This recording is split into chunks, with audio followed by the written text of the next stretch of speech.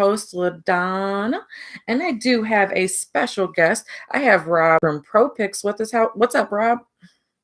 Hey, LaDonna, how you doing today on a Saturday? Oh, I am great. Besides freezing in Texas, I should not be freezing in Texas. That's all I can say, because it's Don't definitely. complain too much. I'm in the New England area. I don't want to hear it. Well, I'm going to complain because I'm not used to this. Okay, I'm not used to this at all, and I just want warmth. You know, it was 80 degrees Monday, and then we have 40. Yeah, we've been spoiled. You know, when we get a little taste of warm weather, and then the temperature drops. Yeah. Never fun.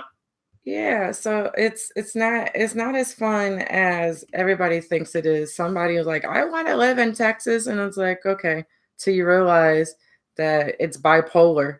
The weather is very, very, very, very bipolar. But we are going to talk about baseball because, you know, that's what we do on Saturdays, not just talk about the weather. We are going to be talking about the predictions of the NL Central, not just the Cardinals. We're going to cover the whole NL Central division. We're going to talk about any acquisitions that they got this year. Did it make them better? Did it just make them basically the same? We're going to give our predictions on who we think will win the NL Central. We'll talk about some young players for the Cardinals, and then you never know what's going to happen after that. If you would like to give us a call, our phone number is 972-460-6077. Again, the phone number is 972-460-6077. We're going to talk about everything, and I can't wait to hear your opinion on things, Rob. First, let's just talk about some of the acquisitions that that happened. Like I said, not too much happen. Probably the biggest thing that happened was Brewers getting the catcher Grandal for 1 year. I think that's probably besides what the Cardinals got, but I'm talking about other teams. I think that's probably the biggest acquisition this year. Biggest transaction was Yasmin Grandal 1 year, and he's great behind the plate.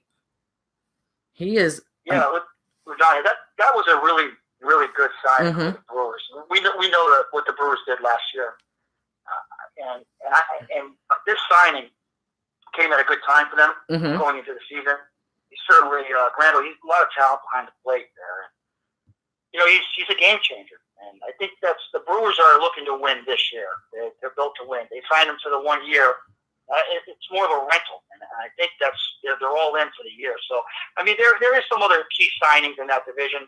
Yeah. In the NLC Central, they're not big splashes, big names. Yeah. You know, Cincinnati, for example. I know Billy Hamilton's gone, but they made a lot of moves. They've been busy in the off season. Sonny Gray signed with them. Yeah. So, you know, you look at maybe the Pirates. I don't want to touch too much on the teams in the bottom of that division, but Chris Archer signed with the Pirates. So, especially in a league right now, LaDonna, that really a lot of teams are lacking good quality starting pitchers. Yes. I think more teams are chasing the big name free agent hitters. You know, to get offensive production, because good pitchers are really hard to come by, especially with trades and free agency and whatnot. So. Yeah. You're right. It's been relatively quiet in the last National League Central. Yeah, like we're definitely not up there with like getting huge names this season. Besides, like I said, what the Cardinals did, it's been just kind of Like, no offense to anybody else, but that's just how I feel at this moment. But we still have time. You know, other teams could still possibly pick up, there's two big names that are still possibly out there, even though the Yankees gave, something huge to one of them, an offer. I still think it's possible that they can get, something. And it might I think you made a lot of good points. I think we missed out on some of the average, just above average players, signings. I think I want to say that a big reason why there hasn't been a real big splash in the National League Central is you got to keep in mind we got to have the understanding that this was a 3-team race last year to close out the year, and these aren't teams that really were looking to make a lot of adjustments. The Brewers, they had 4 or 5 players that potentially can hit 20 to 25 home runs in that lineup. So when you add the catcher to the mix that they picked up, with Ryan Braun, Lorenzo Cain, and they have a lot of talent there. How much do they really have to do? The Cardinals, on the other hand, we know what they did with Paul Goldschmidt, who I think, by the way, hands down, he's the number 1 first baseman in all of baseball. Yeah, and I truly believe that. His numbers don't lie. He's a leader in the clubhouse. That's something that the Cardinals certainly need. I think, with Mike Schiff, their coach, the Cardinals manager there, what do you go, 41 and 28, something like that? Don't quote me on it, but I think that's what I was reading a few weeks back, ever since he took over last year. So I think pairing him with some of these big names like Paul Goldschmidt, he's really got to take to what he's trying to do in that clubhouse. Some of these players that the Cardinals have, it's like, for example, if you look at Andrew Miller, I think that was a really, really good signing. I don't know if you agree with that or not. I think he's going to be good on the back end with Jordan Hicks as the setup man. But I just don't think any of these teams, I said it earlier, I don't think a lot of these teams really had to make a huge, huge adjustment. Now, I know the Cardinals were in a position to chase more. Now, they had gone after Stanton. They were chasing Stanton, a year ago. Obviously, he signed with the Yankees. We know that. But they've always been going after that big name. I don't want to rule out Bryce Harper. I guess we'll touch on that later, because I know the Cardinals have been pursuing him quietly, but they certainly have. So, I don't know. Going back to Paul Goldschmidt, though, I think he can do for the Cardinals what J.D. Martinez did, his signing did for the Red Sox, and we know how that turned out. Obviously, the Red Sox won the World Series. So, I have to agree with you. I most certainly do. Yeah. I do think that the Andrew Miller, I'm up in the air, but of course last year he was kind of hurt majority of the season. So his numbers weren't looking all that great from last year. But if we have the Andrew Miller from a couple years before, I think I agree with you. This should be a good pickup, because we need that's what killed us. Our bullpen killed us as the Cardinals. It probably wouldn't have been a 3-way race if our bullpen didn't kill almost like 80 games. It was like something crazy number like that they killed for us. So we needed somebody. Yes, a lot of teams. That was the problem with a lot of teams. That's something that's been the Achilles heel for a lot of the teams throughout the American League and National League. But I almost think that, from the way I see it, the signing of Andrew Miller, I believe a lot of the games, it's going to be his responsibility to close out. I know setup man, I touched on it, Jordan Hicks. I like the kid. He's young. Kid's clocked at 105 miles an hour. Yeah. That's crazy. Yeah. I believe he throws harder than anybody in the majors.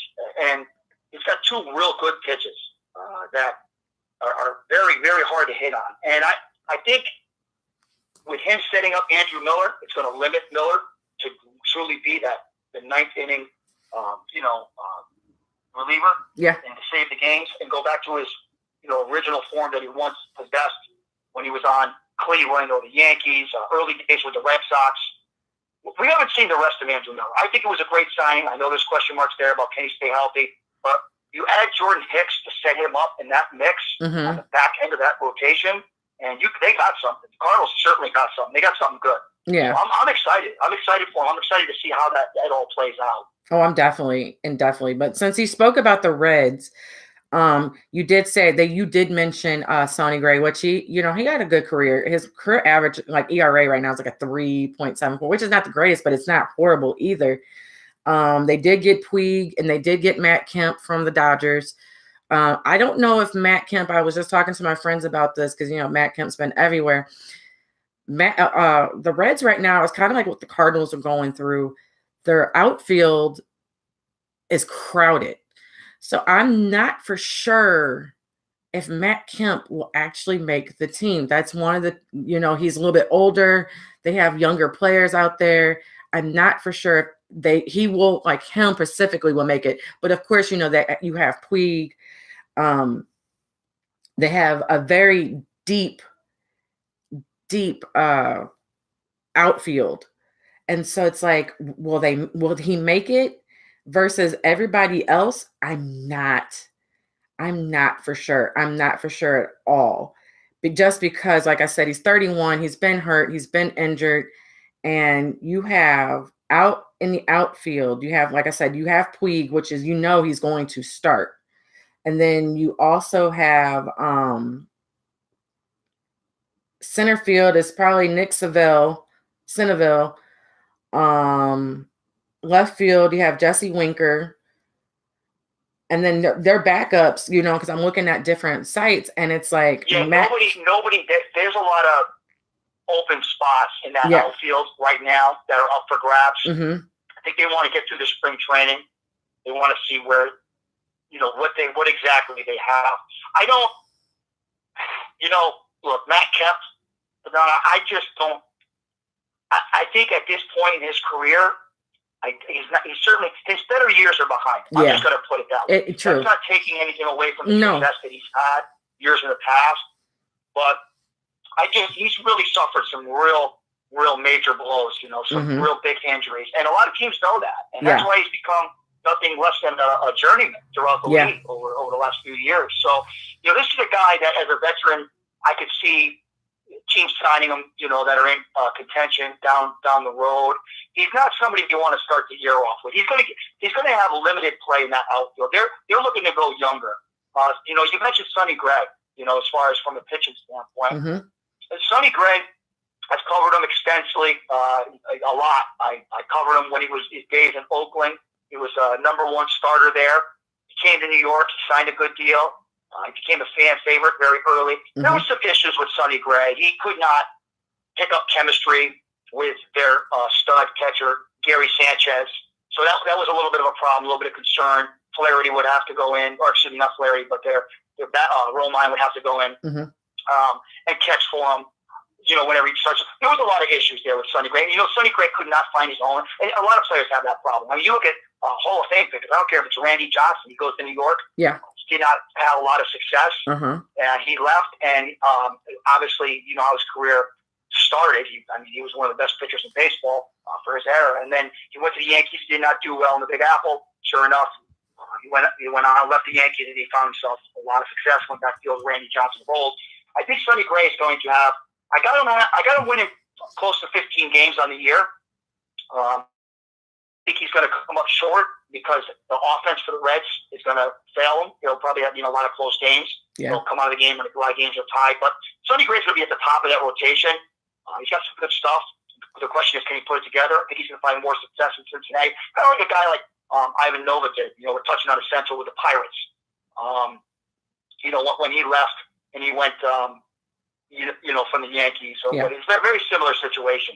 You go way back, a long time ago. A.J. Burnett, no success with the Yankees, goes to the Pirates. I think he had a bunch of strikeouts. And, he had probably one of his best years ever with the Pirates. So I think it's going to be a very similar situation. But when I think this is what you do. You cover the Cardinals extensively, and I learn a lot from you, and I think that's great. But with the National League Central, there's some teams that on the bottom half, the Reds and the Pirates that we're talking about, that they're really not.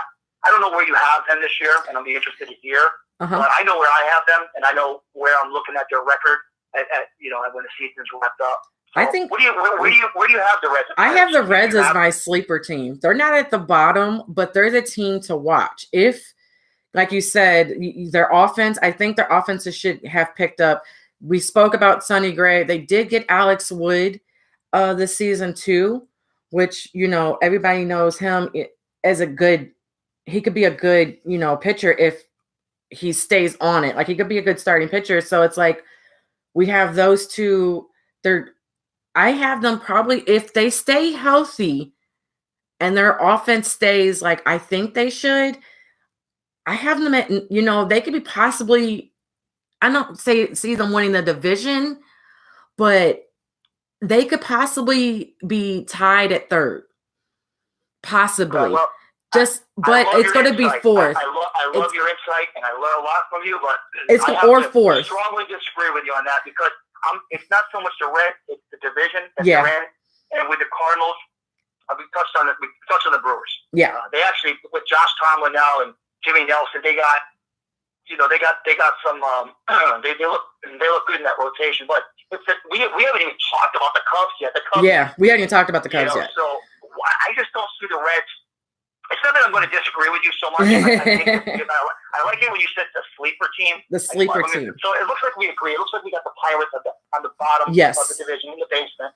But I got the Reds just under 500, maybe like 78 and 84 somewhere in there, 79 and 83, just under 500.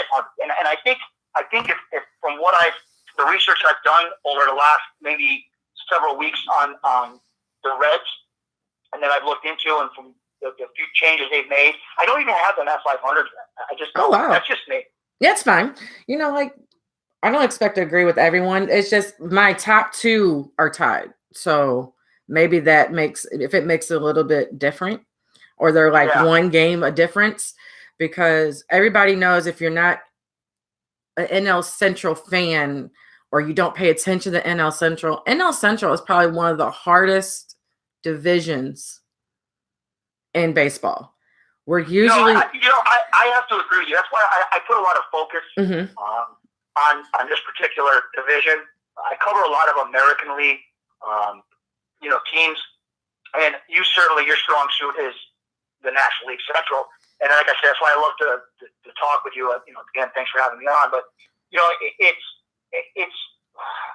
it's just that division's tough. It's tough. I compare it. I cover extensively. I cover the American League East, especially as we get closer to the start of the season. And it's very similar. It's similar in many ways. It's funny because you got Joe Madden with the Cubs, and he had a lot of success in Tampa Bay. The few years Tampa Bay was doing well in that division. But there's a lot of. It's very competitive. It's a very competitive division, and it's exciting. Last year it was real exciting. We were, as fans, we were not as baseball fans. We certainly got more than we had bargained for at the start of the season. So that was wicked cool. But I noticed you kind of leaned away from talking about the Cubs. But we're going to talk about them. Oh, trust me, we're going to talk about them. I'm not going to be shy about the Cubs. We just started talking about. What you think about the Cubs? I'm very interested to hear what you think. Yeah, everybody knows. Of course, everybody knows I'm not a Cubs fan. But I will say I did pray that they weren't going to get Harper. I was one of those people. Please don't let him go. Please don't let him go. But on the Cubs, they did get a left-handed pitcher traded to them. They did pick up Cole Hamels' option, so Cole Hamels will definitely be starting there again. And then they did pick up a second baseman that used to be with us, and then Daniel Descalso this off season. They picked him up as well.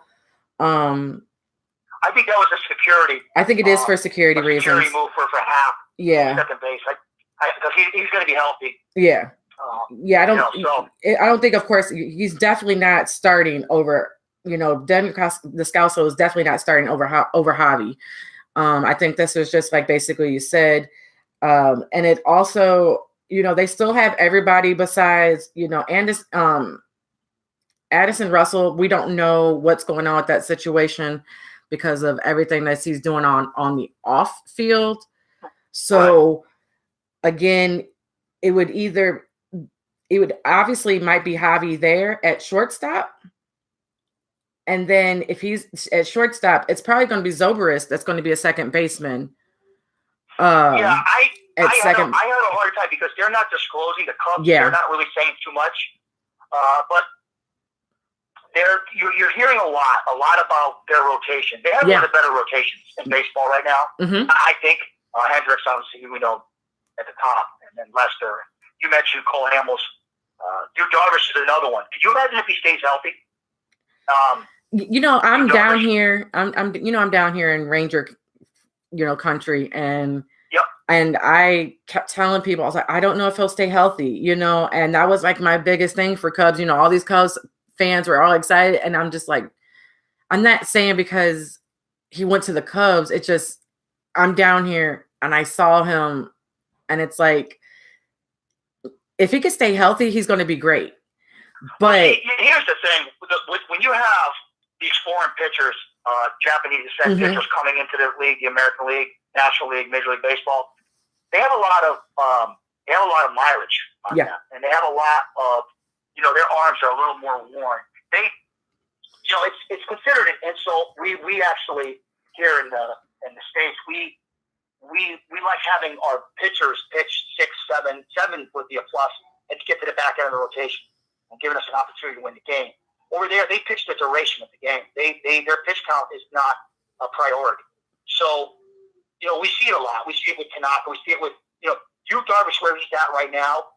I don't know how much his arm's going to hold up, throughout the 162 games. So, either way, I think he's going to be very limited. But I think that they're going to find that he's going to be healthy, and they're going to get a lot of quality starts out of him. They don't have to rely on him all that much with Cole Hamels there and Hendricks, and then they got Quintana. So they have one of the best starting lineups in all of baseball, hands down.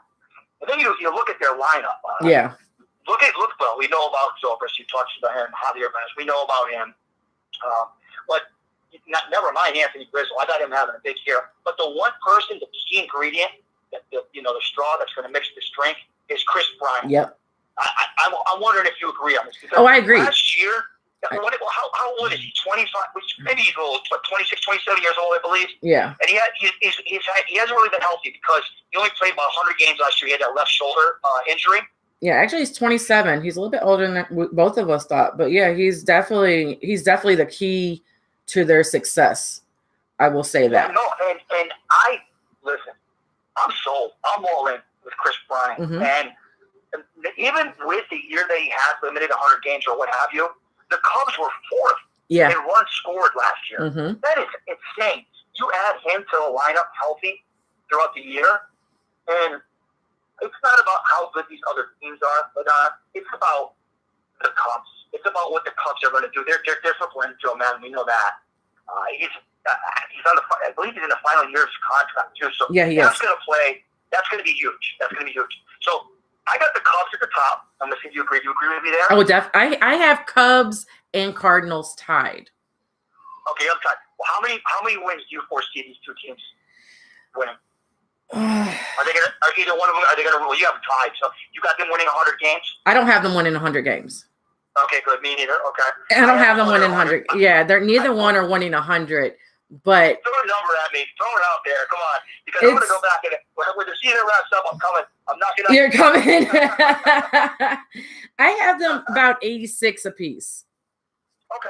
All right. I like that. I got the Cubs. I got the Cubs somewhere 93 and 70 somewhere in there, or whatever that is. I got them to be a 92, 93 win team, or something like that. So I'm not great with math, but if I was to throw it out there, that puts them at like the high 60s, low 70s for wins. Yeah. And I got them winning just over 90. I'm going to tell you, so if you got them two tied, I'm assuming you have the Brewers number 2. I'm sorry, you have the Reds number 2, correct? Yeah, no, it'll be the Brewers number 2, then the Reds.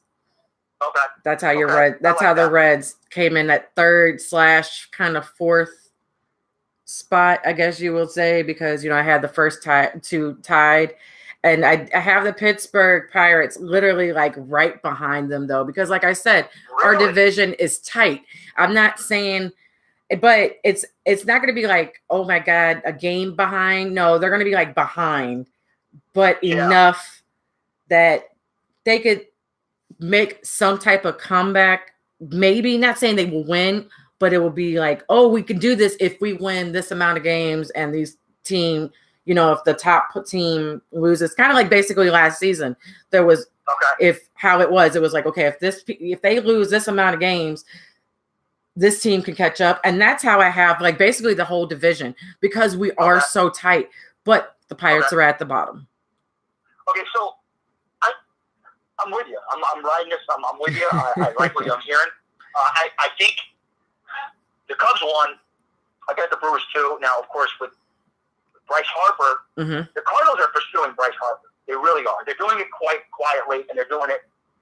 They're being very aggressive. Yeah. They're being more aggressive because they know they missed out on Giancarlo Stanton when he signed with the Yankees. The Yankees scooped him up. So they're very aggressive. I can't tell you that if they were to get Harper and put him in that, in that lineup, that changes. That's a game changer for me. Yeah. As and this is not to downplay him as a person. I'm not a huge fan of him from a leadership role. And I always say that because normally it shouldn't matter. When you go to a team with veterans that's missing a piece to the puzzle is one thing.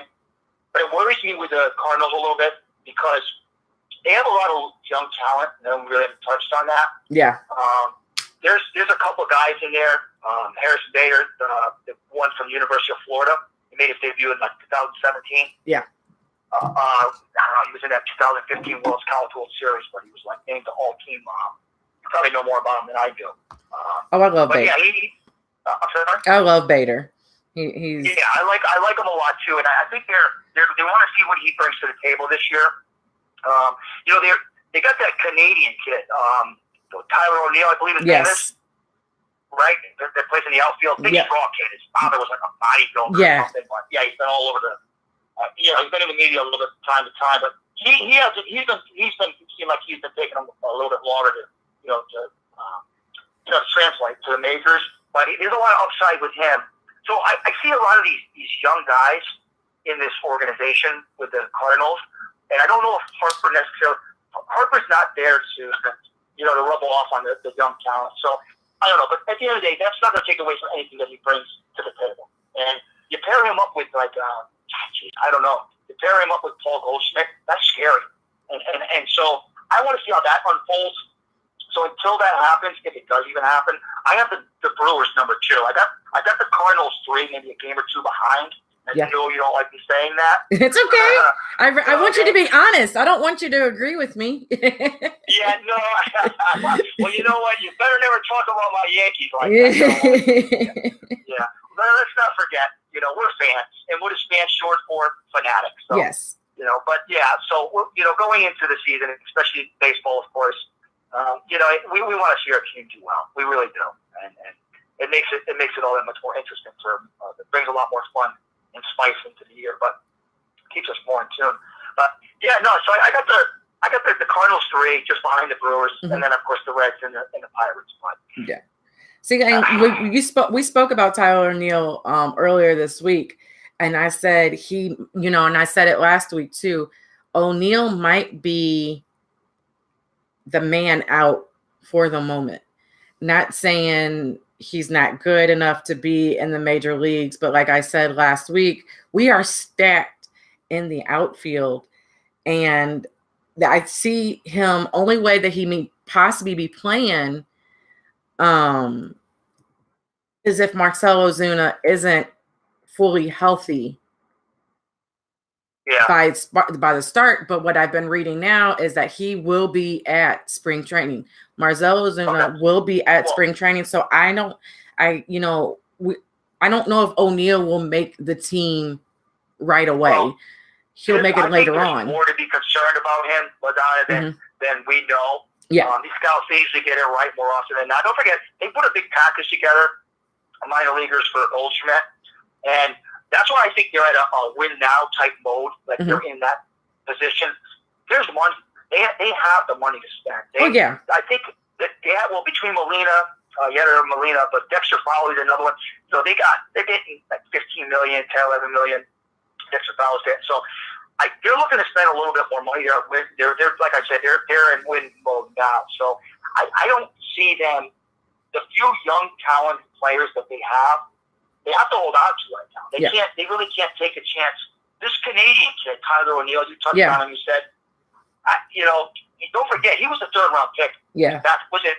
14 or I think it was 2012, somewhere in there. He's been around a little bit. But he made his debut. It wasn't until 2018 or something like that. It was 2017, I think, as well. He's been up and down a lot. I know that. Yeah. Because he was with see, the reason why he gets a lot of the recognition is a Canadian bank. I'll be okay. Canadian-born player. And you don't say that too much about a Canadian-born player. There's only a few of them, a handful. But you got Russell Martin's one and Joey Votto that I can think of. I don't even know the others.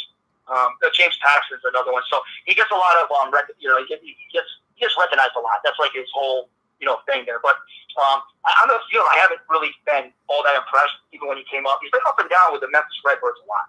So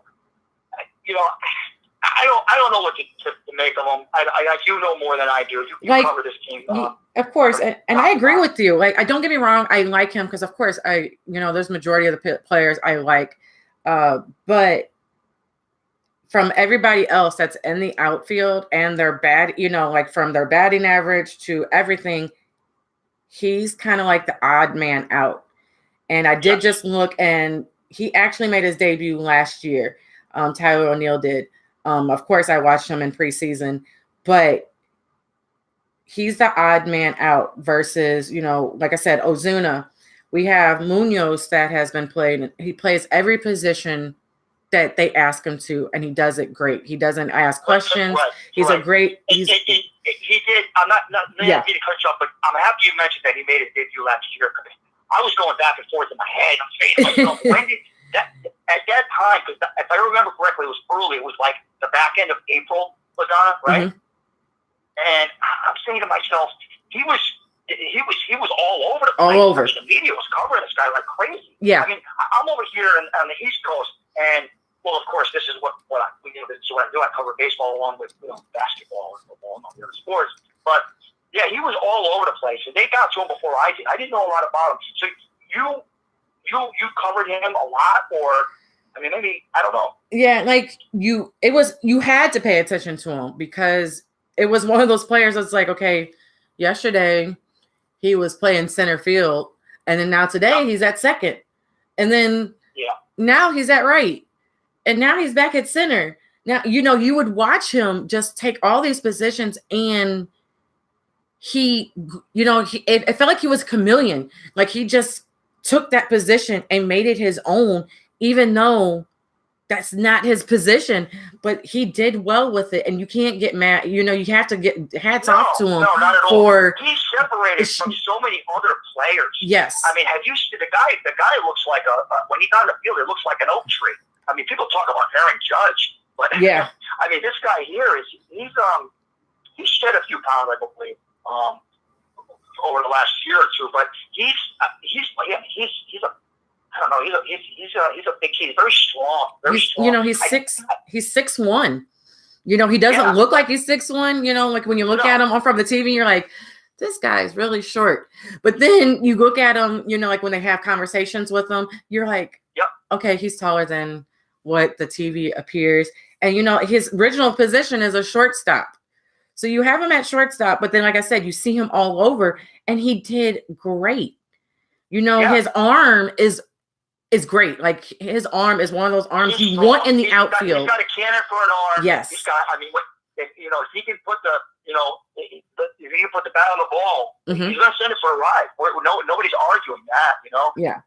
There's a lot of upside with him. I just don't know how patient the Cardinals are gonna be. But then again, they don't. I said it. They had gotten rid of a lot of their minor leaguers, a lot of people in their system to bring in Goldschmidt, which by all means, that was a deal that had to get done. Of course. That had to get done. The success that the Cardinals have had over the years in the past, and I don't want to touch too much on it because we're looking to move forward talking about the Cardinals in the National League Central. But they've always had that, whether it was Albert Pujols, I mean, you go back to the late 90s with Mark McGwire. So they look, you guys got a great fan base, and I say you guys because I know you're out there, you cover them. I think you do a great job covering them. I know anytime I need to know something about the National League Central, you got my back. But yeah, no, I just it was a deal they had to make, but they got rid of a lot of minor leagues. So I think that in a way, it gives this kid O'Neill a little bit more of an opportunity to prove himself. So when you talked about the utility of him and moving around and being shuffled around, There's nothing wrong with that. I really believe they're trying to find what's in his best interest. Yeah, and that's Munoz. That's Munoz. O'Neill, like I said, O'Neill is just going to be an outfielder. I don't think he's going to be an infielder. He does have a strong arm, but you saw, if anybody watched the games last year, you saw him collide a couple times with Harrison Bader, and you can see Harrison Bader calling him off, and O'Neill's not hearing, or he's not paying attention that he's, and they collided a couple times. And, that's a rookie mistake, even though you shouldn't make those mistakes. Those are basic, Cardinal situations, not Cardinal situations, right. Baseball situations. You learn that in the minor leagues, high school, college, you learn that, early. But Harrison Bader's a lot more advanced. I mean, you got to remember this kid here. He grew up. He's from New York. Naturally, he's a Yankee fan, so he's a fan of mine. Well, he was. He grew up a Yankee fan. Let me back up a little bit there. But this kid was what? He was a third round pick in 2015, right? Something like that, 2015. But either way, it was only a couple years ago. He's coming into his own fast. But he has a bright future. There's nothing. Everything he does on the field and even off, I'm impressed. But he's always been in the big games. He's done it his whole career. The spotlight's not too big for him. I told you, I touched on, how impressed I was when he won the College World Series. There's a lot to like. Talk about upside. If we're going to talk about anybody, maybe we talk about O'Neill a little bit too much. And whatever he tells O'Neill and the outfield to do, O'Neill's just going to have to do it. He's going to have to do it. Yeah, he's going to have to take it. And like I said, right now we're going to have Dexter Flower in the right field. That's why he came up. That's how when Harrison Bader, when he came up, he was promoted in 2017 for Dexter Flower. Yep. So now, how cool is this? Now we got, I say we're touching on the Cardinals, of course, but, we got Dexter Fowler alongside Bader. So that's going to be fun. That instead opposed to him coming up, for the injured Fowler. It's a big difference. And I think that's a slam dunk. I think they got that figured out. So that's definitely it. And that's why they let go of Tommy Pham. It was definitely because of Harrison Bader coming up, and they just saw more potential in him than Tommy Pham. Even though I was a Pham fan, a lot of people didn't like him because he was just brutally honest. But, I'd rather have a player be brutally honest and then just be unhappy because they never said nothing.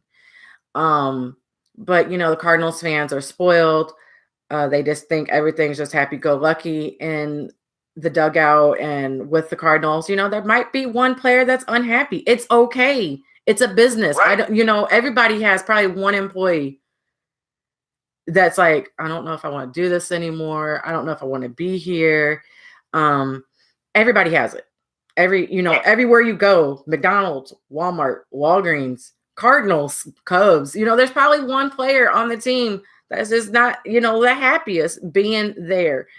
And that's the manager's job. Yeah. That's what they do. They, the personnel, they'll get that all straightened out. And they got it straightened out. We got a new manager, and, I do believe part of it was Mike Matheny, It was Mike Matheny, most certainly. Yeah, it was definitely a Mike Matheny issue. He's gone. Yep. And I love the idea, with Mike there. What do you have? He had 40 wins, 30 losses, 41, 28. I believe it was exactly what it was. I was looking into that a couple of days ago. Something came across my desk, and we know he filled the shoes. He did what they wanted him to do. So I think he's good. I think he's good for the Cardinals. Now, the Cardinals. For me, I am a little concerned with their pitching, their starting pitching, since we're touching about, we're talking about the Cardinals. I said it earlier when we had first spoke, early in the segment, when I had mentioned that a lot of the teams are lacking, starting pitchers. They either got it or you don't. It's one or the other. And the teams that are fortunate, like the Cubs, they're loaded, naturally. But the teams that don't, there's nowhere. They're not going to get a 10-win pitcher for big dollars. They're just not going to do it where the money can be spent, driving in runs. So I'd like to know from you where, because this is frequently asked by me and my team at ProPex often enough with the baseball season getting underway. When the Cardinals are brought up, it's about their starting pitching. I know they projected, Adam Wainwright. I mean, what kind of year do you see him have, for example? It's kind of up in the air. I talk to my friends about this all the time.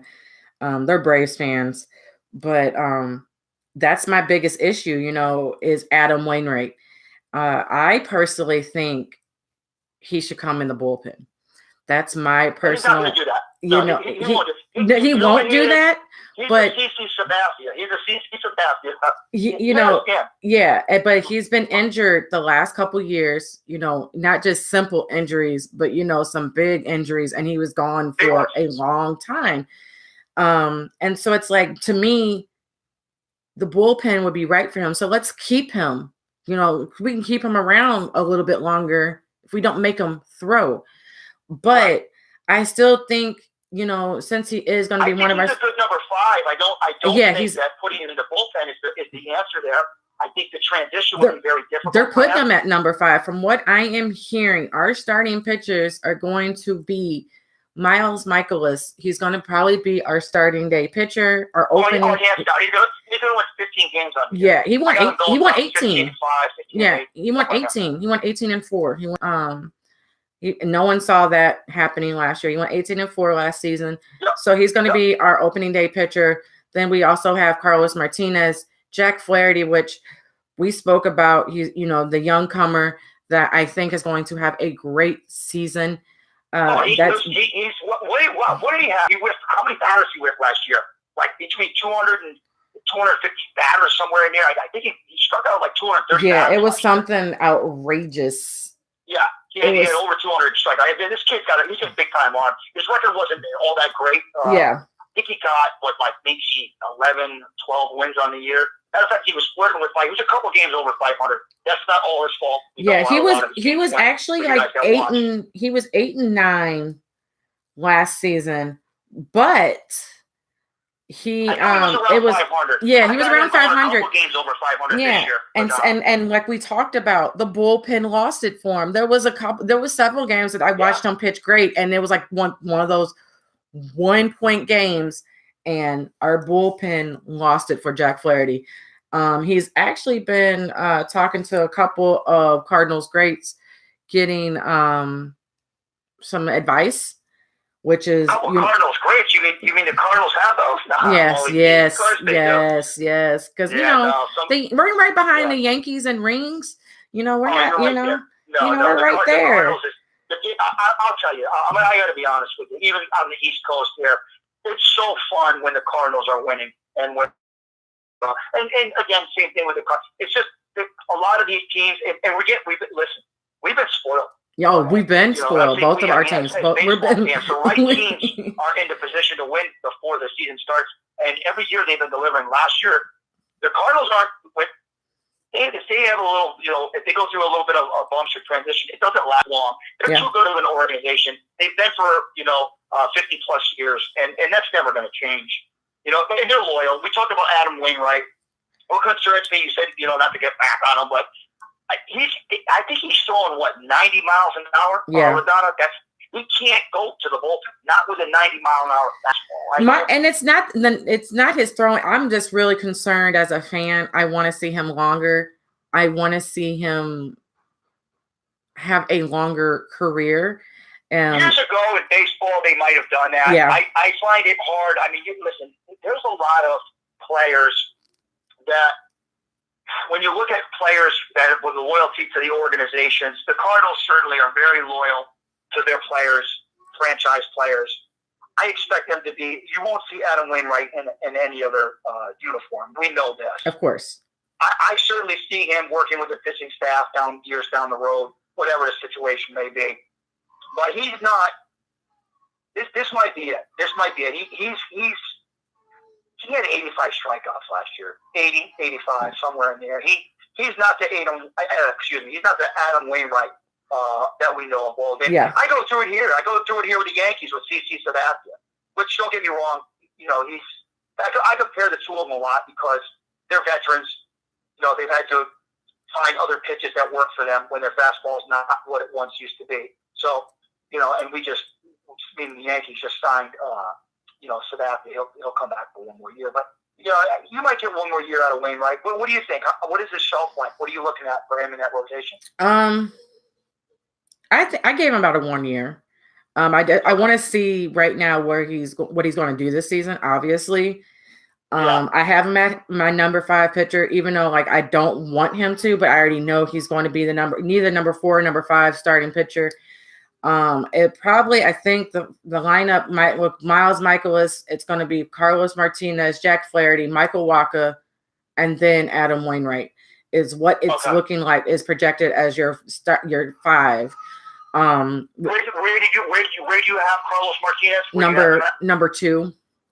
Okay, that sounds right. Yeah. I agree with you.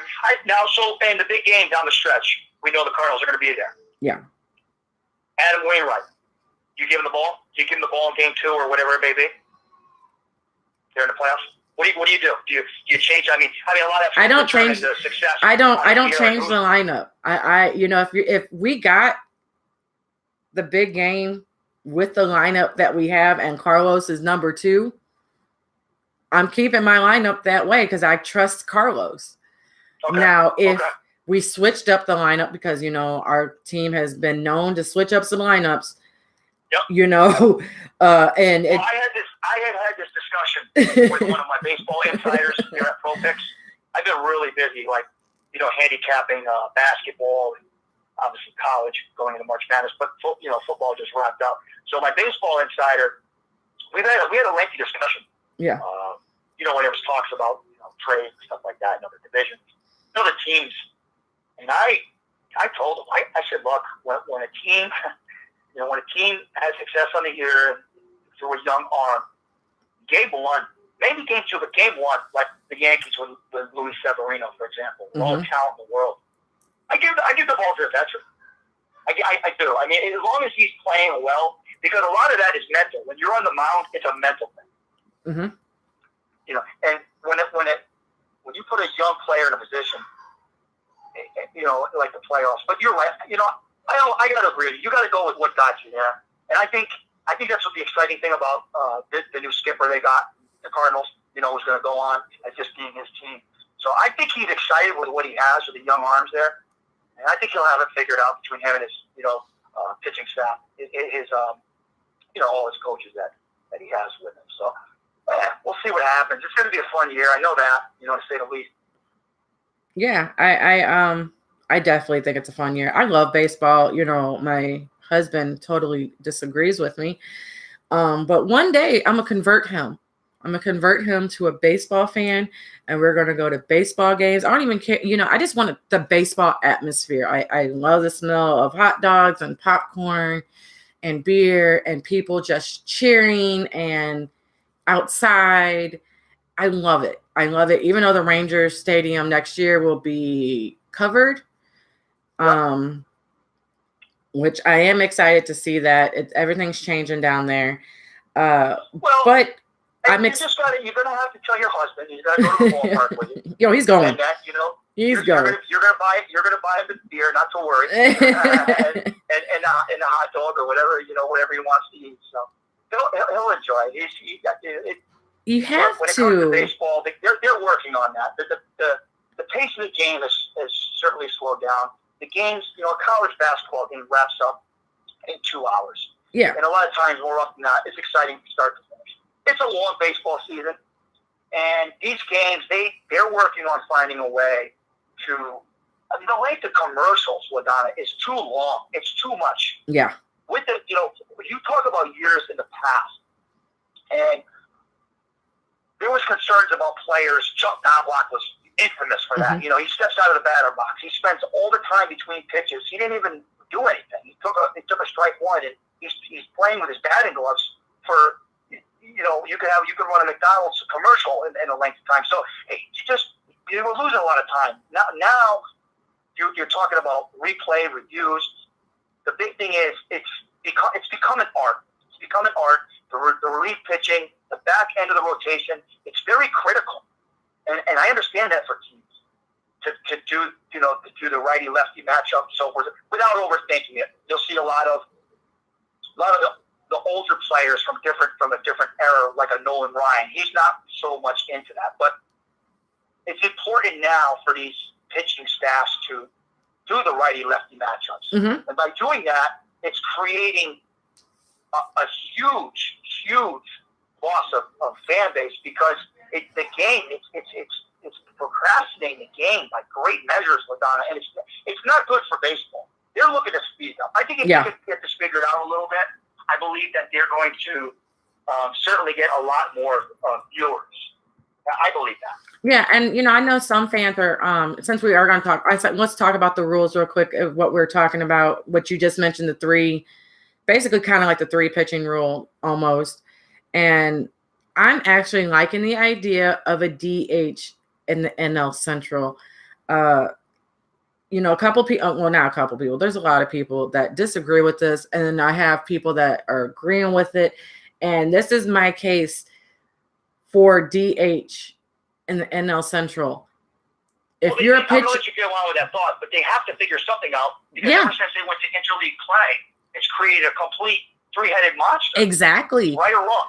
You're right. And it's between that. It gave a lot of people a third eye. It gave them that impression. So they brought something else, a new dynamic, a new dimension to the game of baseball, which is great, beautiful. Everybody wanted it. They got what they wanted.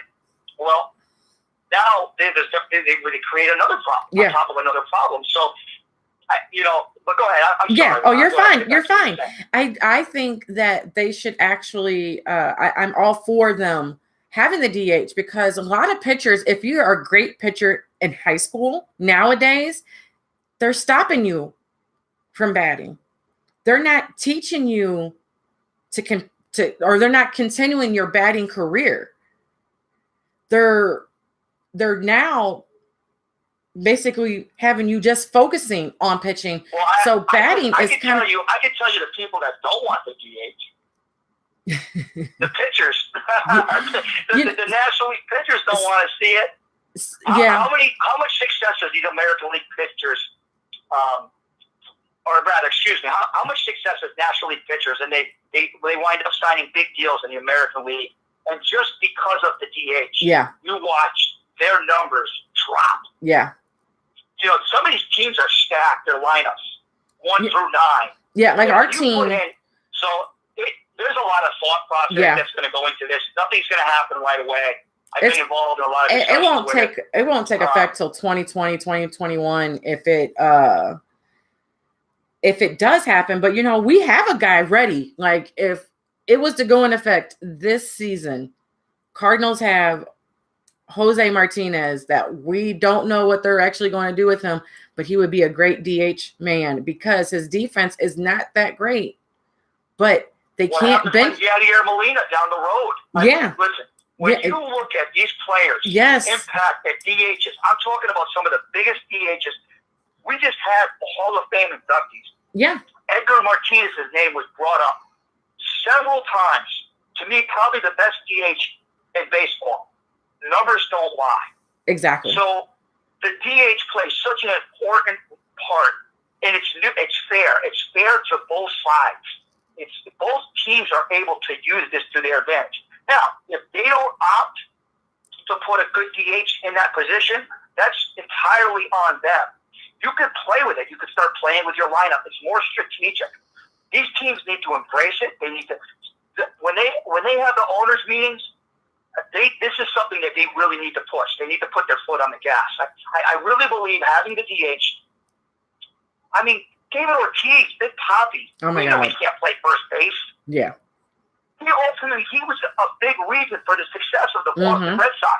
And then we talked about earlier in your show about how, these organizations, you had mentioned whether it was players that are upset or they're not happy with the organization or they're trying to find their own. Well, how about putting them in a DH role, keeping them off the field? Guys like, they should be able to do that. And the reason why they need to be able to do that, LaDon, is because some of them are still in big year contracts. Yep. Alex Rodriguez. Yes. Albert Pujols. He's a great example. He signed a big deal. A lot of these players and these greedy agents, they're getting what they can get, not for short term, but over the longevity, because they know the shelf life's going to run out. They already are going into this. The team already knows they're going into this. On the back end, the 3 or 4 years, they're going to be getting paid somewhere from $15 to $20 million, if not more, with incentives. So what are you going to do? Jacoby Ellsbury. How many times did the Yankees flirted and played with? No one's going to pick up that contract. He can't play the field. He can't chase down a fly ball. Like right, used to be one of the best center fielders in all of baseball. Like Albert, a couple of years. He goes to the Yankees. He can't do anything. I believe he's still as good in the 5-6 spot in a critical moment. You plug him in the DH and you allow him to make contact. He's a contact hitter. He's not going to put the ball out of the park. But what are you going to do with these players that you said are still owed big money? You're going to put him in the DH spot. Yep. It may not be on an everyday basis. So they got to get this right. And I think it allows a team to allow players that are in the big year contract, especially down the road, to still contribute. And not to mention, players are getting hurt more and more now with that. Yeah. We see it. We saw it in the National League Central. I can go down a long list. Oh, everybody was hurt. That we know this. This isn't nobody's debating that. So what do? You play with the DH, and it keeps your team as a contender. It doesn't drop your team out of contention. And without a DH, more often than not, DH is very important. I have to agree with you. I'm so happy you touched on that. That's awesome. Yeah. A lot of, like I said, a lot of fans I noticed were just not happy. But you have to just look at the aspect of the game. It's changing. Everybody. I've seen some people just really upset. Like, don't change the game. Stop changing the game. Well, everything changes over time. But for the most part, baseball's still the same. They are changing just a little bit. Baseball will always be the 3 outs. Yeah, it'll always be the 9. Exactly. The baseball, it's there. This is not just about. I know we're covering this. This is about all the major sports. Yes. Well, they're having problems. The NBA is certainly having their own problems right now. We won't get into that. Certainly the NFL. I've touched on it. This is what we do at ProPix. We cover all this stuff, and you look at the NFL, they've had nothing but problems with the new overtime rules. They thought they were doing something better. They weren't. So it's in every major sport. I think of all the sports, baseball, believe it or not, is in a better position than other major sports. So I'm happy. I'm thrilled. I think that it'll be a slow transition, but I think they'll get it right. And for now, we're just going to take it for what it is and just enjoy the 162 games with them. And I think you agree with me. Yeah, I agree. The only thing I would ask, the only change I would ask for is a shorter season. It's, I would ask for, like about 100 and. That's never going to happen. It's never going to happen. I know it's never going to happen. Getting rich. Yep. But the owners, of course. It's the owners, and the only way they can do that is by filling the stands, and that's contagious when teams are winning. Yeah. So you could go back by touching other sports. But the NBA, they opened up a 5-game playoff opening round series. It's always everything's 7 now. It seems so long. They got the 82 regular, year games on the schedule, and it seems like forever. And the same thing with baseball. Well, you know what? It goes by so quickly. It's a dollar. Everybody wants to fill their pockets, and who's paying for that, LaDon? Who's paying for it?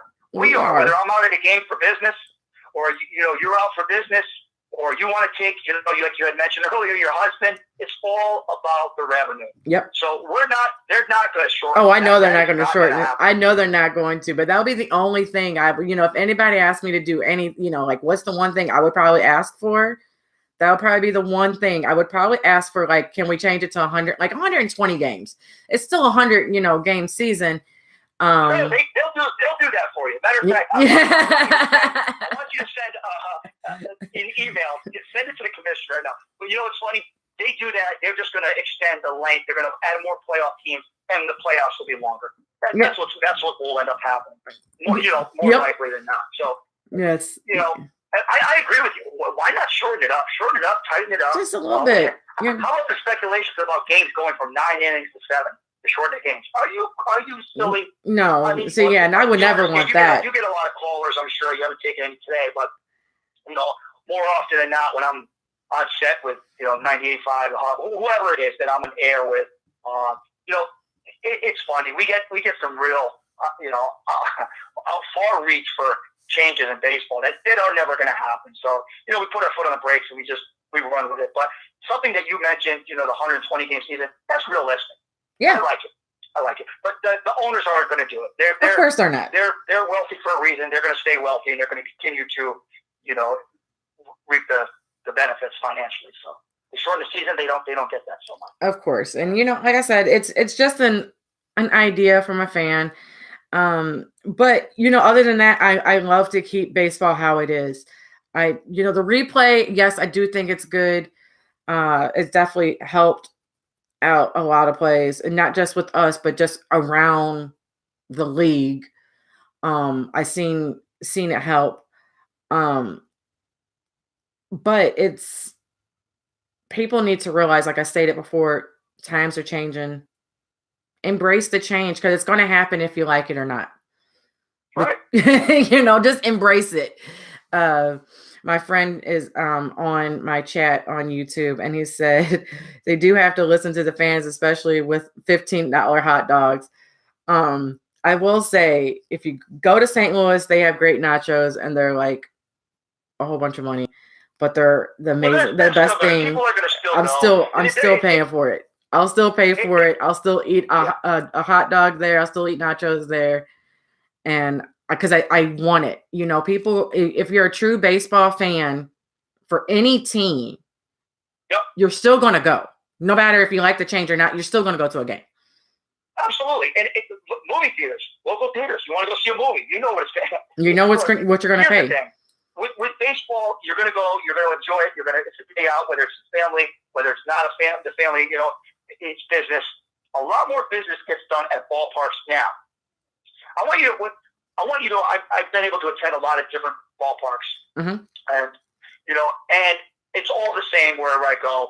Mostly, a lot. I'm gonna throw Yankee Stadium out there. I'm just gonna throw that in the mix. A lot of business gets done there.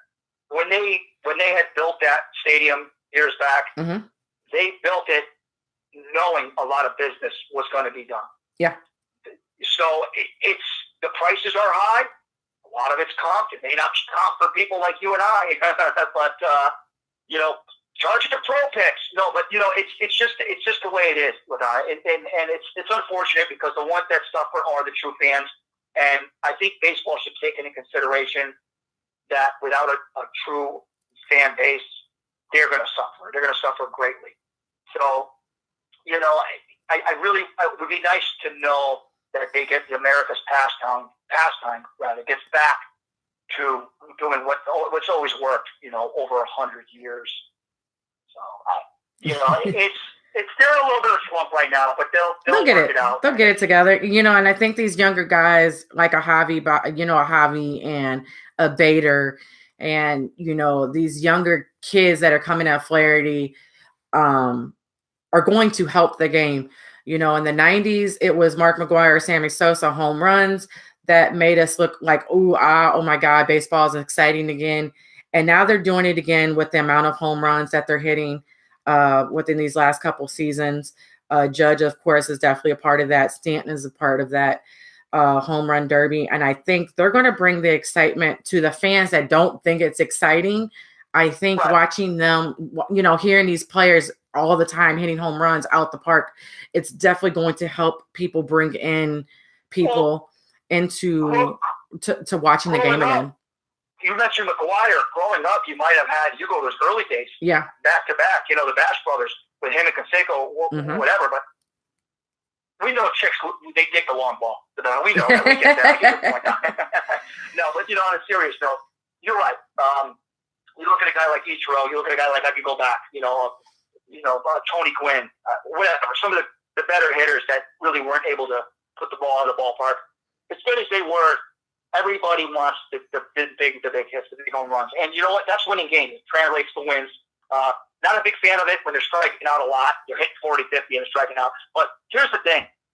These players that are hitting, they're from top to bottom, somewhere in the lineup. Most of these bigger market teams, the Cardinals, we're talking about the Cardinals, and a lot of the teams in that division, these players going into the year, you already know they're going to rip off 20 to 25 home runs. So, on the year, that when you talked about earlier the players of past that were really putting the ball in the ballpark, And that's today with the pitchers being as good and as gifted and having, delivery of 5 different pitches, 2 of them they're masters of.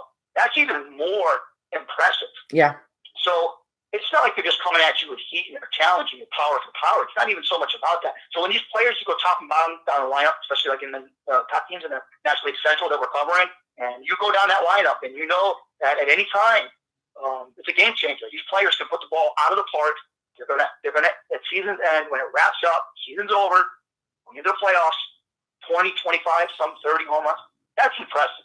Yeah. That's the game that we have today. Yep. That's what's keeping the fans around. Yep. It's the home runs. The amount of home runs that we're getting is definitely keeping. Sure. You and I, LaDonna, we certainly we're fans of the game. We're going to be fans. It's in our blood. Yes, it is. It is definitely. It's the generation before that follows us. Yes. It's the younger generation, and that's what scares me a little bit. My son Anthony happens to be 18. So, of course, he likes baseball, but the younger crowd that I see today, and the kids, and we do work with kids in school and stuff, as much as they love playing the baseball, are they really tuned in, other than the big-name players, and you were dead on, you hit the nail on the head with this, but the Aaron Judges, they make a splash because they're hitting the long ball. Yep. Yep, because that's what you look after, that's what you dream about. You dream about that winning home run. In basketball, you dream about that winning 3. Right. In football, you dream about catching or throwing that winning touchdown. So I get it. But we are getting close to running. Yeah. Why is it that I had mentioned my son? So my nephew, who's the same age, my nephew Mark, and he's looking at schools currently. He's an avid baseball player. He plays. Faithfully every year he's conditioning on the off season, and schools are looking at him right now, and I think that's great. And he's going to continue to play baseball as much as the studies are important, but he's not going to hit the long ball, but he's going to do all the other stuff. He's going to lead off. He's going to, get the dink and the doink, and he's going to drive the runs in, and he's going to get out first, and potentially, no matter how good the arm is, the catcher behind the plate, he's going to steal second and potentially third. Yeah. I've seen it. I've witnessed it, and that makes me proud. Very proud uncle to see that, to witness that. Now, as people jumping on the stands over it, no, not necessarily. They're waiting for that ball to leave the park. Yep. So, is that a bad thing with that? I don't know. I don't know if it is. I don't know. I still think, because it might change. Baseball changes. It's like, okay, you want to see the long ball, and then you start changing back to, we want to see the player that makes the good plays, like the good bunt, or they can steal. Or, that's why, even though I hated I hate the Reds, obviously, because they're in our division, but Hamilton, even though he wasn't the greatest pitcher, he was so fast. So it's like, are you kidding me? Are you kidding me? Yeah, he's a speedster. So it's like, every team needs a Hamilton. Yes. And so it's like, what do you? I talk about the Yankees a lot. When you talk about the Brett Gardners. Yes. You need somebody like that. How much is a bunt no longer in the game? And you miss it. You definitely miss it. I miss having a good bunt and having somebody so quickly on the bases that can steal. And we only have a few on our team, but Donna, we used to see players in positions with 2 strikes. We're willing to put the bunt out there, knowing that it might have been a for sure out, because we know what happens when they foul ball. But they were willing. Now they get 1 strike, they're pulling back. They're swinging away. They're not even. They're very hesitant, even at the top of the lineup. So these players that are this is I really get it. Get a bit of taste in my mouth when I say it, but these players lead off. They're hitting 20 home runs on the year, and they're batting under 300 without it. What's wrong with this pitcher? Other than maybe Ricky Henderson, the few that I can think of with the leadoff, there was a far stretch. Those players were once in a while, but now I just don't. You mentioned about Hamilton, for example. Every team needs a Hamilton, right or wrong. Right. I wouldn't mind a Hamilton on my team running around those bases. Certainly not. Certainly not. But we are coming to a close, and I want you to let everybody know, what do you do and where they can find you at? Okay, no, certainly, Linda. Well, first and foremost, it was fun. This was a lot of fun covering the National League Central. I'm Rod with ProPicks. I can be reached at ProPicksNow.com. All the links are there, whether it's Twitter, YouTube, Facebook. They're all there. We're a handicap consulting business. We're major affiliates with Bovada and MyBookie. You can always use the promo code ProPicks to log on. And certainly there's all kinds of promotional stuff for any of your needs, whether it's helping fill out your NCAA tournament, help handicapping with that. If it's not that, I know the football season came to a close, but that's where we get a lot of our traffic. Going into baseball season, we've been talking a lot about baseball. There are people that are interested in fantasy baseball. Any of your needs on picking teams or whatever the odds are, we're here to help. This is what we do. We at ProPicks, we break the games down. We give you our analysis and what we think, and more often than not, we're right on the money. I mean, we're one of the best New England handicappers out there. You're not going to find somebody, and I say that humbly, better. College hoop action, we've won 9 of our last games against the spread, and they're big games. You got Duke and Virginia. You and I actually off air touched about that game today. So we cover that game. We cover the big premier games, and we do it for our fan base and all of our customers. Again, www.propicksnow.com, and that's what we do. So we're here to help. Oh, that is awesome. Everybody check him out. I did check it out. I just wish I was more into betting. Like, I bet some, but I'm a wuss. So just give me just give me, a scratcher, and I'll be okay. Here's the thing. A lot of people who go to the Super Bowl that I just passed, we get clientele to use a promo code, and it's great because here's the thing. It's just as important on the team you pick. It could be the 7th game of the World Series, LaDonna. It's important is to pick the right team. It's important where you place your bet. Yeah. So we traffic you to the right direction. We provide you with the winner. We send you the right direction. The promotional stuff, contacting us directly, we set you up. Whatever you lay down, we match dollar for dollar, so up to $1,000. So you can't go wrong. You slap $100 on the World Series Game 7, and you have potentially make $200. So we certainly offer a lot. That's what we're here to do. It's important where you place your bet. I know a lot of people don't gamble, like you said. So always gamble responsibly, 21 and older, of course. But if you're going to gamble, why not use ProPicks? Exactly. We provide winners. That's what we do, LaDonna, right? Right. Use them. Everybody that's listening, use them. And I helped you break down this division today. Exactly. We agreed. You certainly know a lot more about the next schedule than I do. And I think that's great. Maybe I'm going to have to turn to my baseball insider at ProPicks. Exactly. Let him know I spoke to you, and he's going to put it out if anybody's looking to break down this division for handicapping purposes at ProPicks. Yes, just come talk to me. I'll talk baseball with you. But again, we'll be in touch for sure. Yes, thank you for coming on, and thank you for everybody listening. I will be back on next Saturday at 11 a.m. Eastern. We will be talking about the pitchers and catchers that just checked in. They will have been in there for about a week. So we'll see how everything is going. We'll see what's going on with the rest of the world. We'll probably talk about the whole, different, hopefully never, or Machado is signed. And I'll touch base on that. But until then, everybody, I'll talk to you guys next week. Have a great weekend.